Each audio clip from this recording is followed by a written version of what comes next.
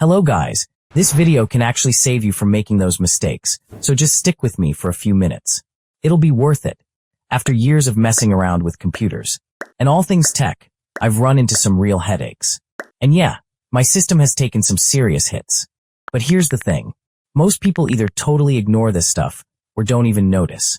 And trust me, it's super important, especially if you actually need your computer. In this video, I'm going to show you 10 mistakes that can literally destroy your system. And heads up, the last few ones are absolute game changers, so stick around till the end. Fake look. I like websites. One day I was on my PC, and suddenly a Steam message showed up. It was my buddy, the one I gamed with every single day. He sent me a link and wrote, "Go grab it now before it's too late. Steam's giving $50. I got mine and even bought a game with it. So I happily clicked the link. It took me to the Steam login page. I typed in my username and password, but it just wouldn't accept them, no matter what I tried. I figured, maybe I messed up my password. So I thought, why not just reset it? I opened Steam, and there it was, the login page again. No matter what I tried, the password wouldn't work. That's when I knew something was wrong. But where was the problem? But the site I logged into was the official Steam website. Everything looked exactly right, the address and all. I was sure of it.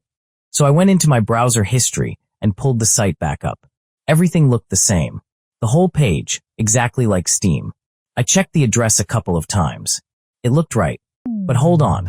Something in that URL wasn't right. That's when it hit me. I'd been hacked. Before we go any further, let me say one thing. But it's not always that simple. Sometimes the URL is the real, official website. Yet it's still not legit. Because what you're seeing is just a part of the site opened inside something else. It's not a separate page at all. Imagine I make a website and ask you to log in with your Instagram account. The login page is real, but I still get access to it. So here's what actually happened. My friend didn't scam me. He'd been scammed too. And the scammer used his account to message me. Pretty smart move. And kinda scary. But it doesn't just end with losing your account or bank info. I've seen people get hit way worse. Some of these scams can literally fry your PC parts or even wipe Windows right off your system. These guys are insanely ruthless. Don't worry, my friend. People like me are here to help and level up your whole PC experience. So hit that subscribe button and drop a like. It'll make my day. Turning off Windows Defender. You've probably seen a ton of tutorials telling you to turn off Windows Defender just to install a game or some random software. Let me tell you, this is one of the biggest mistakes you can make. Windows Defender is the most reliable antivirus you've got. It's literally built to protect your system and your data. So imagine what happens when you turn it off. Viruses walk right in through USBs and sketchy downloads, and hackers get easy access because nothing's guarding you anymore. Yeah, Windows Defender sometimes blocks safe files or programs. But you don't need to turn it off. All you have to do is go to this path and add the file or program you trust. After that, Windows Defender won't touch it anymore, and you still keep your protection on.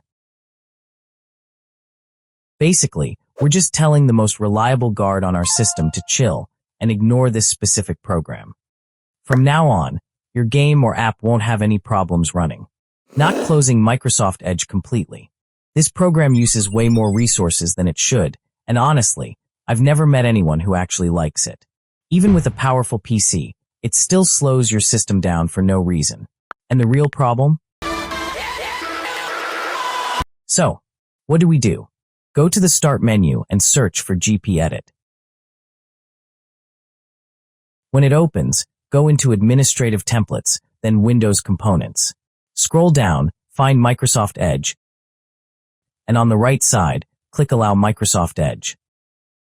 Now set the options exactly like this. With this change, the program won't run in the background anymore. It only gets access when you actually open it. Unskilled overclocking. You've probably seen tons of videos on YouTube and everywhere else, teaching you how to squeeze the maximum performance out of your PC parts. Take your GPU, for example. I get it. It feels amazing when a game you love is running at 40 FPS, and suddenly, with a few tweaks you're hitting 60, 70, or even more. Overclocking does work, no doubt about that. But here's the real question. Have you actually thought about the consequences? Overclocking basically means pushing a part of your PC past its normal limits. Sure, you get better performance, no arguing that. But behind the scenes, you're cutting down the lifespan of your hardware, heating it up way more than it should, and messing with your system's voltage.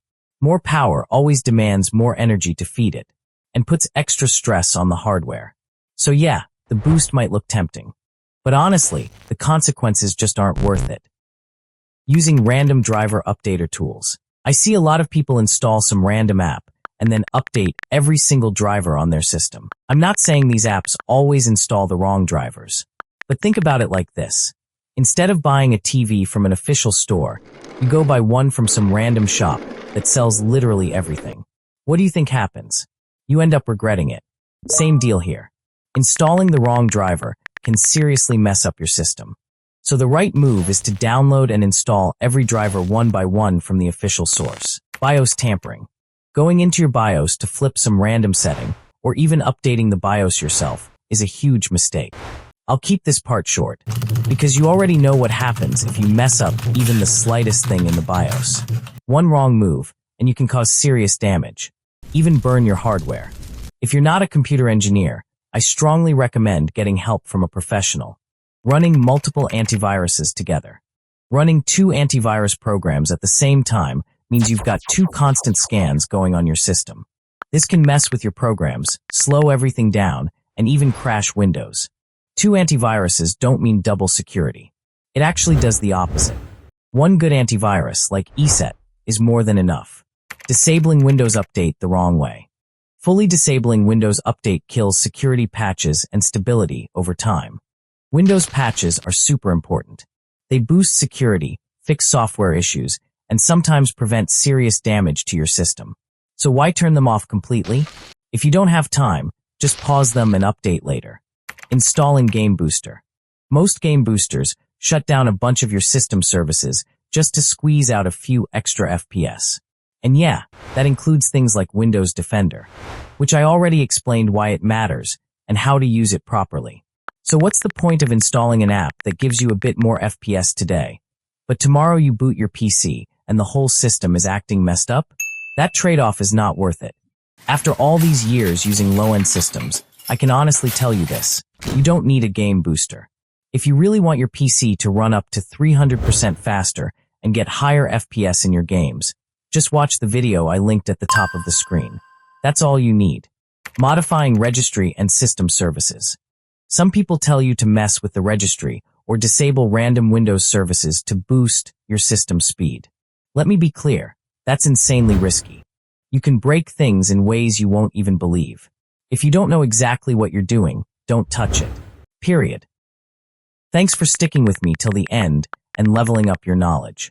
If you enjoyed it, hit that like button and consider subscribing. And hey, check out these 2 videos popping up on your screen. You'll definitely find them useful.